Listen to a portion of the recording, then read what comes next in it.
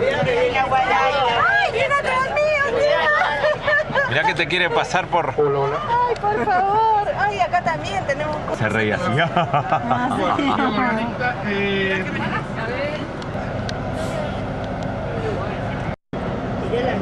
Esta, bueno, es la salida espeluznante de Buenos Aires. Vamos a conocer algunos momentos del lado oscuro de Buenos Aires, algunas leyendas y crímenes. Así que ya vamos entrando a la noche de Buenos Aires. Parada. Si ustedes miran a la derecha, van a ver un edificio de la izquierda, perdón.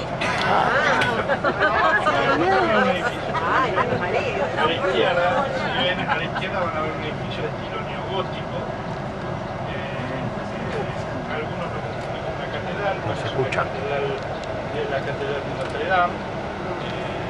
Por las noches se ve un estilo fantasmagórico. No falta que aparezca un colgado Notre Dame en el techo. Pero una de las curiosidades de este edificio, tiene su mito, es el corte abrupto que pueden ver en la parte superior del edificio.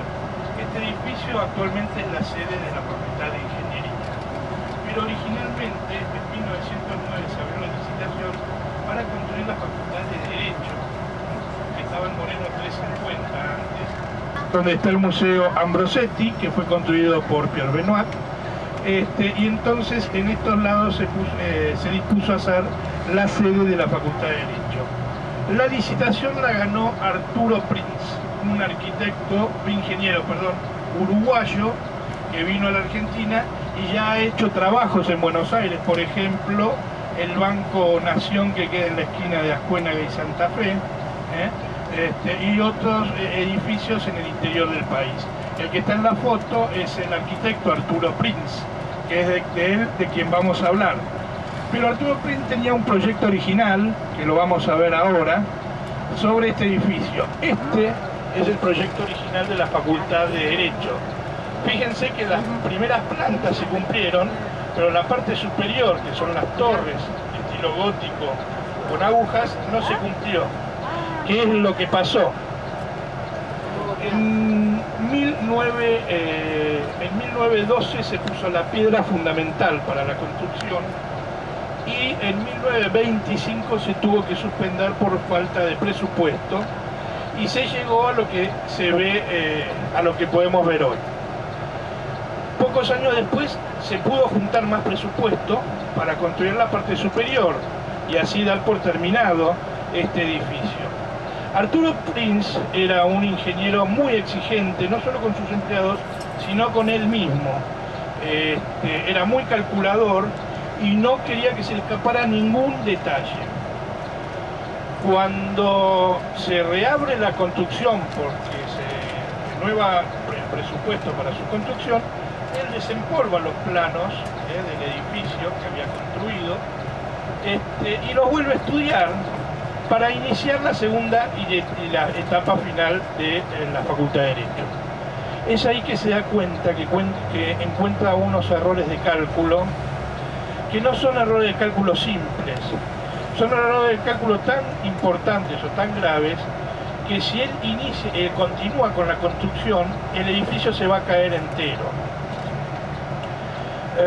Arturo Prinz era obsesivo con la perfección y él no se podía permitir que se suspendiera una construcción. Nunca le ha pasado a lo largo de su carrera y con este edificio se iba a coronar. Entonces llamó a dos amigos suyos que tenía, que eran dos arquitectos italianos muy reconocidos en Buenos Aires, Mario Palanti y Francisco Gianotti. Mario Palanti fue quien construyó el Palacio Barolo, entre otros, y lo ayudaron a encontrar alguna fórmula. Estuvieron toda la noche pensando y viendo y estudiando, y la única conclusión es que para poder salvar el edificio es volver a tirar sus cimientos, volver a tirar la edificación y hacer sus cimientos. Por supuesto que el Estado no iba a permitirlo porque ya tenía el presupuesto muy acotado, como para la parte superior, no podía agregar más. Entonces Prinz, en una desesperación y siguió buscando la manera de salvarlo, estudiando los cálculos matemáticos, y cuenta el mito, una leyenda, que se encerró en su estudio varios días y que luego una noche apareció la secretaria a su estudio para ver por qué es lo que pasa, después de varios días de no salir, a pesar de que decía que no lo molesten porque hasta no tener resuelto esto no quería que le interrumpieran, y lo encontró muerto con un tiro en la cabeza y con una pistola. Se había suicidado porque no encontraba la solución a este edificio. La cuestión es que el edificio quedó inconcluso para toda la vida, ya hablamos de los años 30. Cuenta la leyenda que hubo estudiantes avanzados, dos, uno en los años 50, otro en los años 60, que trataron de resolver los cálculos para poder continuar con la construcción, y desde ese momento nunca más pudieron recibirse o aprobar una materia. Una maldición cayó sobre ellos, haciendo que no pudieran entender nunca más lo que son las matemáticas y la ingeniería. Entonces esa maldición hizo que nunca más se recibieran los alumnos. Así que cualquier alumno de ingeniería que quiera resolver el problema se va a encontrar con la maldición de no recibirse nunca más. La realidad también tuvo tres etapas el edificio: el proyectado, el que se hizo, el terminado, que van a ver que tiene una mansarda que después se terminó rompiendo por falta de mantenimiento, y lo que está hoy, que está un poco arruinado. A pesar de que el edificio se haya hecho para la Facultad de Derecho, nunca los estudiantes de Derecho entraron en esta facultad, porque cuando se terminó de construir en 1925 ya el alumnado era tan grande que tuvieron que hacer otra facultad, y ahí es cuando hicieron la nueva facultad, y esta sede se la dieron a la Facultad de Ingeniería. Así que bueno, esta es nuestra primera historia, la historia de Arturo Prinz y su eterno edificio inconcluso. Un automóvil que estaba estacionado el 31 de mayo de 1981. Era un Dodge Coronado, porque ven en la foto, patente C726713, 1981, esa numeración. ¿Y qué pasó? Un domingo, y en una mañana unos niños estaban jugando en la vereda y advirtieron que de ese vehículo en el baúl salía un hilo de sangre. Asustados los niños fueron a decírselo a sus padres, quienes corroboraron y dieron aviso a la policía. La policía tomó nota y justo un momento más tarde recibió un llamado de un vecino denunciando lo mismo, de que encontraron un vehículo donde un baúl salía un hilo de sangre. Ese vehículo estaba estacionado donde estábamos viendo. A las 19 de la tarde vino la policía a corroborar esas denuncias y efectivamente estaba el hilo de sangre. Trataron de abrir el baúl, pero era imposible, porque si ustedes ven, esos autos son duros. Era muy duro abrirlo. Ya empezaban a asomarse curiosos, ya empezaban a venir periodistas a ver qué pasaba con ese automóvil, porque ya era un misterio, ya pasaron muchas horas y había un hilo de sangre. Finalmente resolvieron llamar a la brigada explosiva y detonaron ese baúl y encontraron dos cuerpos en ese baúl, uno femenino y uno masculino, 31 de mayo de 1981. Si yo digo que el cuerpo de la mujer es Cristina Romano, no va a decir mucho. Pero si digo quién es el cuerpo del hombre, creo que todos van a saber de quiénes se trata. El hombre se llamaba Mauricio Jocleffer. Eran los padres de Pablo y Sergio Jocleffer. El parricidio más famoso en la historia de los crímenes en Argentina. O sea, aquí empezó toda la historia de los Jocleffer. A la de derecha van a ver el Parque Las Heras.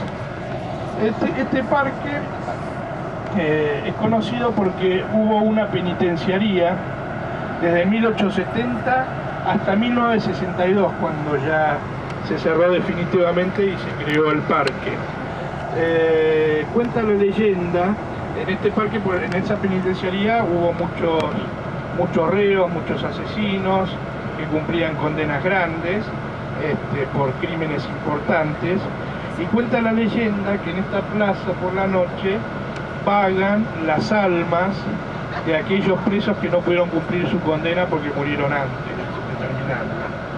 Por eso dicen que alguna vez ven alguna figura de un pordiosero, un hombre de la calle, que después se ve desaparecer por los árboles del parque. A principios del siglo XX, Catalina Espinosa de Galcerán, viuda del doctor Galcerán, quien murió de la fiebre amarilla, adquiere esta casa recién construida para vivir allí con sus 5 hijos, 4 varones y una mujer.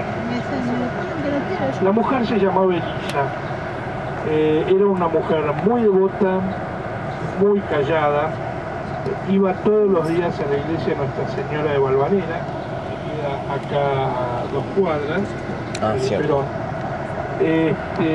Y tenía una conducta para aquella época intachable. Ella también era muy responsable, era taquígrafa del Senado, el Congreso lo tenemos acá a 2 cuadras, iba todas las tardes a trabajar y venía después a ayudar a su madre con la casa. Y venía a ayudar a su madre porque sus 4 hijos, si bien se han decidido en la facultad, ninguno era amante del trabajo, les gustaba más las juergas, las salidas, pero no les gustaba trabajar, y tampoco tenían necesidad porque del padre tenían una cuantiosa fortuna. En el centenario de la República, en 1910, fallece la viuda, la madre de los 5 hijos, y quedan los 5 hijos en la casa, y una de las cosas que resuelven hacer es dejar, en honor a su madre, dejar el cuarto intacto y clausurarlo para siempre. O sea, cierran la puerta y nunca más se abre. Esa fue la resolución de los 5 hijos. Los 5 hijos siguieron viviendo acá, todos solteros, y Elisa yendo al Congreso a trabajar y viniendo a la casa a ordenarla, a pesar de que tenían sirvientas, ella tenía que trabajar con la casa para mantenerse, y sus 4 hermanos haciendo esa vida libertina, ¿no? Donde Elisa reprochaba siempre esa conducta, y siempre era discusión entre hermanos y Elisa, la única mujer. Poco tiempo después de la madre empiezan a ocurrir una serie de hechos misteriosos. Muere uno de los hermanos de Elisa de un infarto repentino, sin ninguna explicación. Los hermanos estaban todos muy acongojados, pero Elisa tenía una actitud muy fría frente a la situación, y le comentó a sus hermanos de continuar con esta tradición que habían iniciado con su madre, de clausurar el cuarto de su hermano para siempre. Cada uno tenía sus propios cuartos, ¿no? Sus propios dormitorios. Y entonces es así como hicieron de clausurar la habitación. Poco tiempo después fallece otro hermano en un accidente en un velero, mientras paseaban en velero. La congoja cada vez era más, porque eran todos jóvenes como para estar muriendo, pero se mantenía la actitud fría de Elisa y seguía manteniendo esa tradición de cerrar y clausurar cada habitación. Una noche uno de sus hermanos sale de fiesta, de juerga, se dice que se fue a lo de Hansen, y tuvo una pelea con un malevo de la zona, por una mujer, y termina muriendo acuchillado. Ya tenemos 3 hermanos muertos y 3 cuartos clausurados. Queda solo un hermano y Elisa. A este hermano, si bien, además de no llevarse bien con Elisa, le ha reprochado muchas veces su actitud fría frente a la muerte de sus otros hermanos, a tal punto que una noche lo acusa o le dice que tiene sospechas de que ella tiene algo que ver con la muerte de sus hermanos. Luego de esa noche se van a dormir. El hermano, que tiene una vida, como decía, libertina, tenía un amorío con una de las sirvientas, y al día siguiente Elisa va a la comisaría a denunciar que encontró muertos a su hermano y a la sirvienta en su habitación, en la habitación de su hermano. Hecho el velorio, entierro, Elisa clausura todos los cuartos, y no habiendo, ella entendiendo que no había más motivo para vivir en la casa, ella se recluye en el sótano. Mientras tanto había investigaciones judiciales por la sospecha de 4 hermanos muertos en poco tiempo, y resuelven un día, después de mucho tiempo, vieron que la justicia tarda, resolvieron llamarla a Elisa, que venga indagatoria, para iniciar un proceso judicial. Cuando van a buscarla, abren la casa y ven que está lleno de telarañas, sucio, cuartos clausurados, mucho polvo, muchos insectos y un olor nauseabundo. Cuando llegan al sótano, se la encuentran a Elisa muerta en su habitación, en el sótano que había hecho. Esta es la leyenda de la casa de la palmera, que es esta. Cuenta la leyenda que cuando un hombre con vida libertina entra a esta casa, empieza a experimentar dolores gastrointestinales que lo postran en la cama por muchos meses. Así que si alguien tiene una vida libertina, no entre a la casa. Esa casa es una casa muy antigua. Fíjense que tiene una ventana y una puerta. En esa puerta blanca había una puerta de entrada que era un conventillo. Esa casa era una casa de chorizo, tipo conventillo, donde una vez entró la policía ahí para llevarse a un joven por algunos crímenes que había cometido. Estamos hablando del año 1912. El petiso orejudo. Esta zona que ven acá, donde estamos ahora, es el barrio de Parque Patricios. Para entrar un poco en contexto de lo que era la zona, esto era una zona más o menos pueblerina, por decirlo de alguna manera. O sea, si uno quiere ver cómo era Parque Patricios en aquella época, que eran los barrios alejados de Buenos Aires, basta con ir a algún pueblo del interior de la provincia de Buenos Aires, a un lugar céntrico, y van a ver que era algo similar. Cerca de acá está Parque Patricios, no digo el barrio sino el parque, la plaza Parque Patricios, donde hoy está la Municipalidad de la Ciudad de Buenos Aires. Ese parque era un amplio paseo como Parque T de Febrero, en Palermo, un poco más chico, más reducido, y tenía también un zoológico. Eso hacía que esta zona los fines de semana era una zona de muchos niños migrantes que venían por esta zona, porque también era una zona, estaba cerca a las zonas de las fábricas, fábricas de Bacena y otras fábricas de la zona. Y había también muchos negocios. Pero durante el año 1912 empezó a sembrarse el pánico en esta zona, porque encontraban muchos niños lastimados y se han encontrado cuerpos de niños por estos lugares.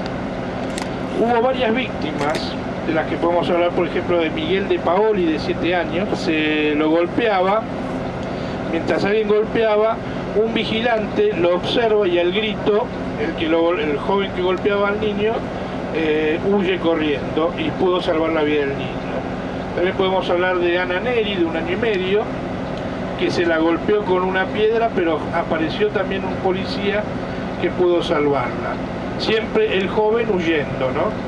Seferino González Caló, 2 años, hubo un intento de ahorco, se lo intentó ahorcar, y frente al grito de un vecino, el que quería asesinarlo huyó. También Julio Bote, de 2 años, le quemó sus párpados con un cigarrillo y la madre del niño lo descubrió y también huyó quien estaba matándolo. Roberto Russo, que lo convence para ir al almacén a comprar caramelos, y lo lleva a un lugar de estampado y lo ahorca, y aparece justamente un peón en la zona y se escapa. También se puede hablar de Carmen Guinone, de 3 años, Catalina Naulela, de 5 años. Todos ellos eran niños que vivían, o sus familias vivían por acá, por Parque Patricios. Pero también hubo víctimas, como María Rosa Fase, de 3 años, donde ella, su asesino años después, donde su asesino confiesa haberla matado y marca el lugar donde la enterró viva, pero cuando los investigadores van al lugar ya se encuentran de que había un edificio construido. Este asesinato fue en el año 1906 y la confesión fue en 1912. Esto fue en un edificio que quedaba por la calle Río de Janeiro. Sin embargo, si bien no encontraron el cuerpo de esta niña de 3 años, porque había un edificio, sí había una denuncia de desaparición de María Rosa Fase en el año 1906.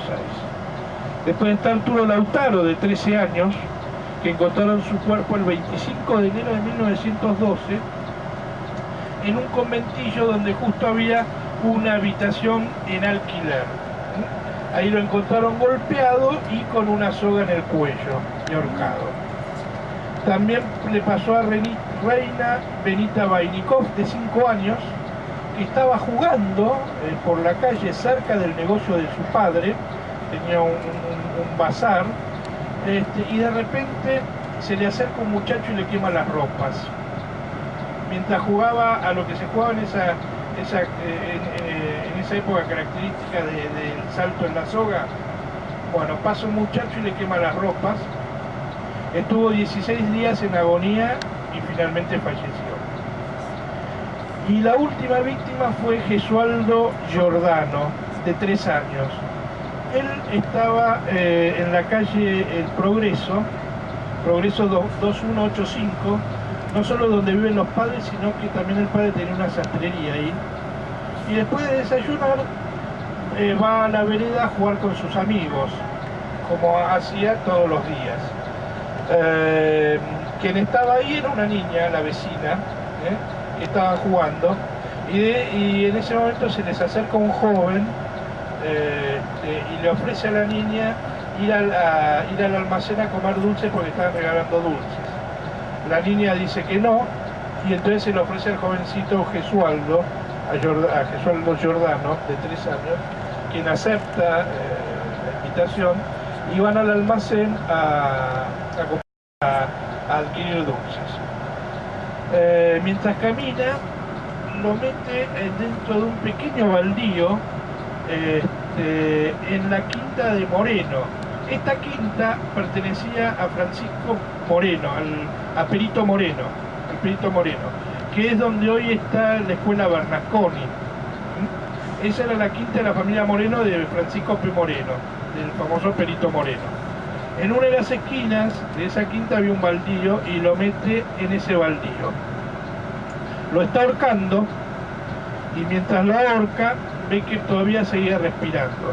Como era un baldío con construcciones, había un clavo grande de obra, y para darle muerte final a este pobre niño de 3 años, le clava en la sien el clavo, dándole muerte. La ironía hace, miren lo que hace la ironía, hace que cuando sale del baldío, con el primer hombre que se cruza es con el padre de Giordano. Y justamente le pregunta a este muchacho si lo vio a Giordano, a Gesualdo, y obviamente le dijo que no.